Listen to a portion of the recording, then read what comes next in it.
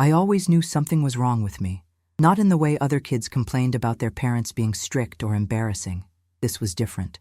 This was the kind of wrongness that sits in your chest like a stone, growing heavier with each passing year.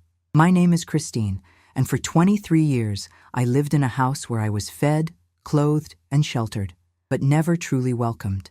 My parents, Margaret and Robert, treated me like a house guest who had overstayed their welcome. They provided for me out of obligation, not love, and I could feel the difference in every interaction we had. Growing up in Rapid City, South Dakota, I watched other families with a mixture of longing and confusion. I'd see fathers teaching their sons to throw a baseball, mothers braiding their daughters' hair with gentle smiles, siblings laughing together over inside jokes.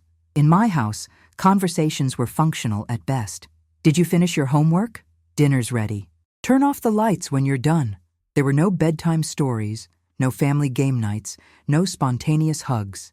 I learned early that asking for affection was met with uncomfortable silence or a quick change of subject, so I stopped asking. The worst part wasn't the absence of warmth, it was the presence of something else entirely. Sometimes I'd catch my mother staring at me with this expression I couldn't quite decipher. It wasn't hatred, but it wasn't love either. It was something closer to disappointment, resentment, as if my very existence was a constant reminder of something she'd rather forget. My father was different, but equally distant. He'd look through me rather than at me, as if I were a piece of furniture he'd grown tired of but couldn't quite bring himself to throw away. I used to wonder if I'd done something terrible as a baby, something so unforgivable that they could never truly love me. School became my refuge. Not because I was particularly popular or successful, but because it was the only place where I wasn't constantly reminded of my inadequacy. Teachers treated me fairly. Classmates included me in group projects, and for a few hours each day, I could pretend I was normal. But every afternoon, I'd walk home to that beige house on Maple Street, and the weight would settle back on my shoulders. I'd do my homework at the kitchen table while my mother prepared dinner in silence, the only sounds being the chopping of vegetables and the occasional sigh that seemed to carry the weight of the world. My teenage years were particularly brutal. While my friends were complaining about their parents being too involved in their lives, I was desperately wishing mine would show even the slightest interest in mine. I played volleyball for 3 years, and they never came to a single game. I was in the school, play my senior year, and they didn't even ask how it went. When I graduated valedictorian, they attended the ceremony, but left immediately afterward, skipping the reception where other families were taking pictures and celebrating. I stood alone in my cap and gown, watching other graduates surrounded by proud relatives, and I felt more invisible than ever. College was supposed to be my escape, but even 4 hours away at the University of South Dakota, I couldn't shake the feeling that something fundamental was missing from my life. I'd call home dutifully every Sunday, and the conversations were always the same stilted exchanges about weather and classes. My roommate would talk to her parents for hours, laughing and sharing stories, and I'd listen with a mixture of envy and bewilderment. Was this what normal families were like? Was this what I'd been missing all along? I started to wonder if there was something inherently wrong with me, some defect that made me unlovable, even to the people who were supposed to love me unconditionally. After graduation, I moved back to Rapid City temporarily while I figured out my next steps. Living in that house again as an adult was somehow even worse than it had been as a child. The silence felt more oppressive, the distance more pronounced. I was 23 years old, and I still felt like that confused little girl who couldn't understand why her parents seemed to merely tolerate her existence. I started going through old photo albums, looking for clues, trying to understand when things had gone wrong. But even in the earliest pictures, there was something missing. Other families had photos of parents gazing adoringly at their newborns, but in mine, my parents looked tired, almost resigned. That's when I decided to clean out the attic. My mother had mentioned wanting to organize it before winter, and I thought maybe helping with a project would bring us closer together. I was wrong about that, but I was right about finding something important. Hidden behind a box of Christmas decorations, I found an old manila envelope with my father's handwriting on it. The words, "Hospital documents, Christine," were written in his careful script, and my heart started racing before I even opened it. Inside were papers I'd never seen before, documents that would change everything I thought I knew about my life. As I read the first few lines, my hands began to shake, and I realized that the wrongness I'd felt my entire life wasn't in my imagination. It was real, and it was about to destroy everything. I sat in that dusty attic for what felt like hours, reading and rereading the documents until the words blurred together. The papers were from Rapid City Regional Hospital, dated 23 years ago, the day I was born. But these weren't the typical birth certificate or medical records I expected to find. These were incident reports, correspondence between hospital administrators, and most shocking of all, a letter from the hospital's legal department acknowledging what they called a patient identification error. My hands trembled as I tried to process what I was reading. According to these documents, there had been a mix-up in the nursery on the night I was born. 2 babies, born within hours of each other, had somehow been switched.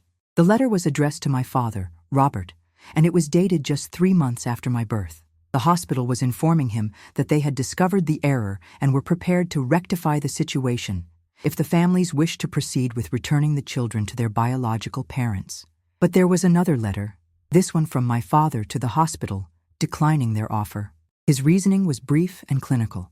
After 3 months of bonding, we believe it would be traumatic for all parties involved to make a change at this time. Bonding. The word felt like a cruel joke. If this was what bonding looked like in my family, I couldn't imagine what rejection would have felt like. I found myself laughing, but it wasn't a happy sound. It was the bitter laugh of someone who had finally found the missing piece of a puzzle that had been tormenting them for decades. Everything made sense now. The distance, the coldness, the way my parents looked at me like I was a stranger. Because I was a stranger. I wasn't their daughter, and somewhere out there was a woman who had been raising their biological child, probably wondering why her daughter didn't look quite right, didn't quite fit. The irony was devastating. While I had spent my entire life feeling like I didn't belong, there was another family out there who might have been experiencing the same confusion and heartbreak. The most painful document was a psychological evaluation that had been conducted when I was 6 months old. Apparently, my parents had sought counseling because they were struggling to form an attachment to me. The therapist's notes were clinical, but revealing. Parents report feeling disconnected from infant. Mother describes feeling like she's caring for someone else's child. Father expresses concern about lack of natural parental instincts. The therapist had recommended family bonding exercises and suggested that the feelings might improve with time. But they never did they? How could they, when their instincts were telling them the truth that they had chosen to ignore? I thought about all the times I had blamed myself for their coldness. All the nights I had lain awake, wondering what was wrong with me. Why I couldn't make them love me the way other parents love their children. I had internalized their distance as evidence of my own inadequacy, never imagining that the problem wasn't with me at all. It was with the fundamental lie that our entire family was built on. They knew. They had known for over 20 years that I wasn't their biological daughter, and they had chosen to keep that secret rather than face the difficult truth. They had chosen to raise a stranger's child while their own daughter grew up in another family. The anger hit me like a physical force. I had spent my entire childhood and adolescence trying to earn love that was never going to come, not because I wasn't worthy of it, but because I was trying to get it from people who weren't biologically programmed to give it to me. I thought about all the times I had made excuses for their behavior, telling myself that they just weren't demonstrative people, that they showed love in different ways. But the truth was simpler and more devastating. They didn't love me because I wasn't theirs to love. And instead of dealing with that reality, they had chosen to pretend, to go through the motions of parenthood while emotionally abandoning the child they were raising. But the anger was quickly replaced by something else, a desperate need to know about my real family. Who were my biological parents? Did I have siblings? Was there a family out there who had been wondering about me for 23 years? The way I had been wondering about why I never felt like I belonged? The documents didn't include information about the other family, but they did mention that the other baby was a girl named Sarah. Sarah. Somewhere in Rapid City, or maybe somewhere far away by now, there was a woman named Sarah who was living the life that should have been mine, while I had been living hers. I carefully folded the documents and put them back in the envelope, my mind racing with possibilities and questions. I could confront my parents immediately, demand answers, scream at them for the decades of deception. Or I could do some investigating first, try to find Sarah and my biological family before I blew up the only family I had ever known, dysfunctional as it was. As I climbed down from the attic, envelope clutched in my shaking hands, I realized that my life was about to change forever. The question was whether I had the courage to face the truth, no matter how painful it might be. That night, I sat at my desk and stared at that envelope for hours, knowing that once I acted on what I had learned, there would be no going back to the comfortable lie I had been living. The next few days passed in a haze of conflicted emotions and sleepless nights. I carried that envelope with me everywhere, tucked safely in my purse like a loaded weapon I wasn't sure I was ready to use. Every interaction with my parents felt surreal and loaded with new meaning. When my mother asked if I wanted coffee in the morning, I found myself studying her face, looking for any sign of guilt or recognition.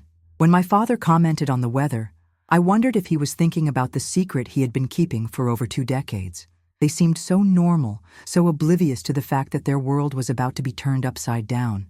I spent hours online trying to find information about Sarah. I searched social media, public records, anything that might give me a clue about where she was or what she looked like. The name Sarah was frustratingly common, and without a last name or more specific information, I was searching for a needle in a haystack, but I couldn't stop myself from looking. Every young woman named Sarah in Rapid City became a potential sister, a potential key to understanding who I really was. I found myself staring at strangers on the street, wondering if I was looking at my biological family without knowing it. The hardest part was pretending everything was normal. I still lived in their house, still ate dinner with them every night, still participated in the mundane conversations that had always felt hollow, but now felt like outright lies. My mother would ask about my job search, and I would answer while thinking about how she had known for 23 years that I wasn't her daughter. My father would make small talk about the news, and I would nod along while wondering if he ever thought about the daughter he had given up, the one he had chosen not to fight for when the hospital offered to correct their mistake. I started noticing things I had never paid attention to before. I didn't look like either of my parents, something I had always attributed to genetics being unpredictable. But now I realized it was because we shared no genetics at all. My dark hair and brown eyes stood out starkly against their blonde hair and blue eyes. My height, my build, even the way I laughed, none of it came from them. I was a stranger living in their house, and they were strangers who had been pretending to be my parents for over 2 decades. The realization was both liberating and terrifying.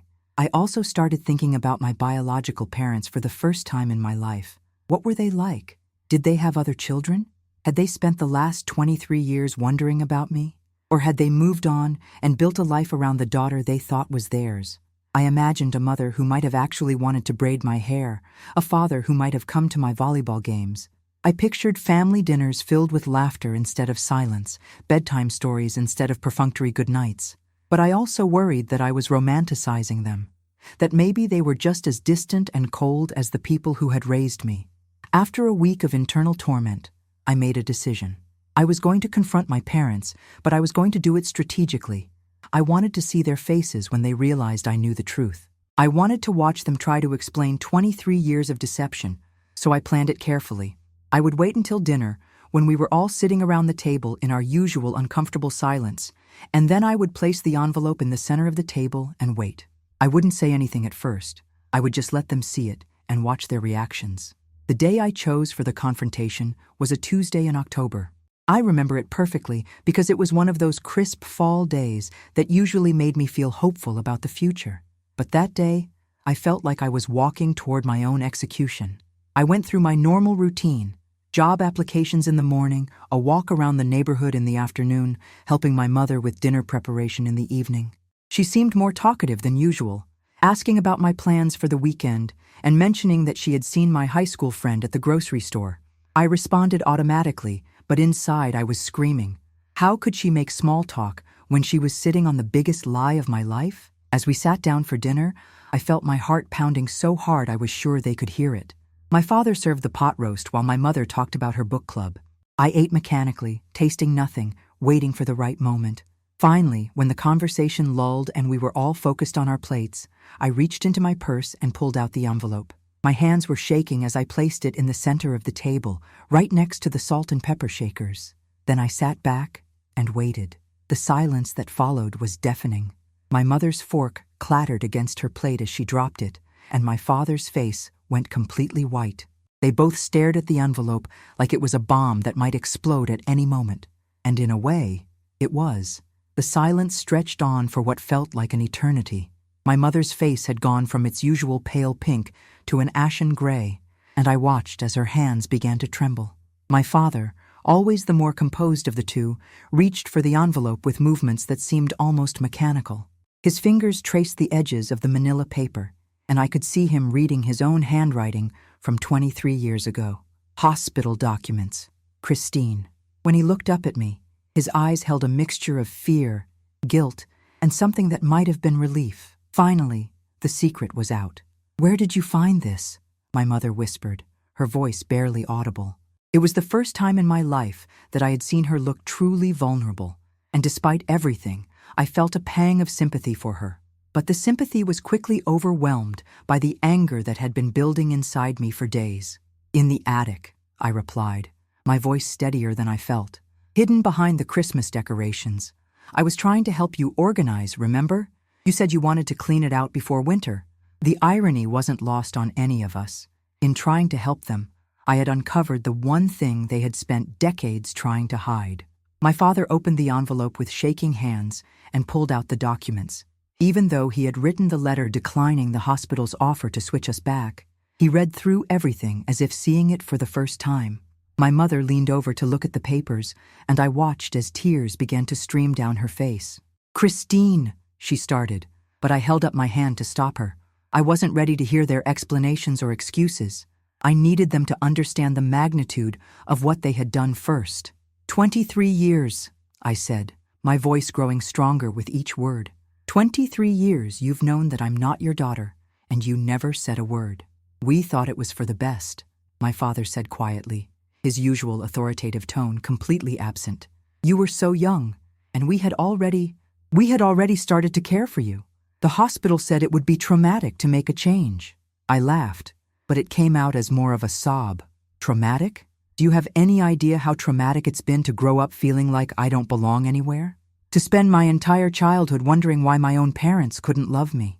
My mother flinched at the word, love, and I realized that even now, even with the truth laid bare between us, she couldn't bring herself to say that she loved me. We do love you, my father said, but the words sounded hollow and rehearsed. You're our daughter in every way that matters. I shook my head, feeling the tears I had been holding back finally start to fall. No, I'm not, and you've known that from the beginning. That's why you've always been so distant, so cold. That's why I've never felt like I belonged in this family, because I don't. The truth hung in the air between us like a physical presence, and for the first time in my life, I felt like I was finally being honest with them about how their treatment had affected me. My mother was crying openly now, her carefully composed facade completely shattered. We tried, she said through her tears. We really tried to love you the way we should have. But every time I looked at you, I couldn't help but think about our real daughter, about where she was and whether she was okay. And I felt so guilty for not being able to love you enough, and that made it even harder. Her honesty was brutal, but it was also the most real conversation we had ever had. Finally, she was admitting what I had always known, that their love for me was forced, obligatory, incomplete. What about her? I asked, my voice breaking. What about Sarah? What about your real daughter? Have you ever tried to find her? Have you ever wondered if she's been going through the same thing I have? My father looked down at his hands, and I could see the shame written across his face. We thought about it, he admitted, especially in the early years, but we were afraid of disrupting her life, afraid of what we might find. And as time went on, it became easier to just pretend that everything was normal. The cowardice of it was staggering. They had chosen the easy path, the path that allowed them to avoid difficult conversations and painful truths, even if it meant sacrificing my emotional well-being in the process. As I sat there looking at these two people who had raised me but never truly accepted me, I felt a strange sense of closure. The wrongness I had felt my entire life finally had an explanation. I wasn't defective or unlovable. I was just in the wrong family. But I also felt a profound sadness for all of us. They had lost their biological daughter, and had never been able to fully embrace the one they got instead. I had lost my biological family and had spent my entire life trying to earn love from people who weren't capable of giving it to me. And somewhere out there, Sarah had probably been going through her own version of this same painful realization. We were all victims of a hospital's mistake and a family's inability to face the truth. But now that the truth was finally out, I had a choice to make. I could stay and try to rebuild some kind of relationship with the people who had raised me, or I could leave and try to find the family I was supposed to have. As I looked at their tear-stained faces across the dinner table, I realized that for the first time in my life, the choice was entirely mine. 3 months later, I was sitting in a coffee shop in downtown Rapid City, waiting to meet Sarah for the first time. After that devastating dinner conversation, I had hired a private investigator to help me find her, and it turned out she had been living just 20 minutes away from me my entire life. When I first called her, she cried for an hour straight, telling me that she had always felt like something was missing, that she had never quite fit in with her family either. Her parents, my biological parents, had been warm and loving, but she had always wondered why she looked so different from them, why her personality seemed so at odds with theirs. Now we both understood that we had been living each other's lives, raised by families that weren't biologically ours, struggling with an inexplicable sense of displacement that finally made sense. The woman who walked into the coffee shop looked exactly like I had always imagined I might look if I had grown up in a different family. She had my dark hair and brown eyes, but there was a lightness about her that I had never possessed, a confidence that came from being truly loved and accepted. When she saw me, she smiled, a genuine, radiant smile that reached her eyes, and I felt something I had never experienced before, the recognition of family, of belonging, of coming home. We talked for hours that first day, sharing stories about our childhoods, our struggles, our dreams. She told me about parents who had celebrated every achievement, who had been present for every milestone, who had loved her unconditionally, even though she wasn't biologically theirs. I told her about the coldness, the distance, the feeling of being tolerated rather than cherished. Meeting my biological parents was even more overwhelming than meeting Sarah. When they opened their door and saw me standing there, my biological mother gasped and covered her mouth with her hands. "You have my mother's eyes," she whispered, and then she pulled me into a hug that felt like coming home after a lifetime of wandering. My biological father stood behind her with tears streaming down his face, and I could see in his expression all the love and pride that I had spent 23 years hoping to see in Robert's eyes. They had grieved for me, they told me later. They had always felt like something was missing from their family, even though they adored Sarah. They had wondered about me, worried about me, hoped that wherever I was happy and loved. Learning that I hadn't been truly happy or loved broke their hearts all over again. The hardest part of this entire journey has been figuring out how to move forward. Margaret and Robert, I can't bring myself to call them my parents anymore, have been trying to rebuild a relationship with me, but it's difficult when the foundation was built on such a fundamental lie. They're seeing a therapist now, trying to understand why they couldn't love me the way they should have, and I'm in therapy too, working through decades of feeling unwanted and inadequate. Sarah has been incredibly generous, sharing her adoptive parents with me and helping me navigate this new reality. My biological parents have welcomed me with open arms, but I'm 23 years old, and you can't undo a lifetime of emotional neglect overnight. What I've learned is that family isn't just about biology or legal documents, it's about choice, commitment, and unconditional love. I'm building new relationships now, ones based on honesty and genuine affection, and for the first time in my life, I truly understand what it means to belong somewhere.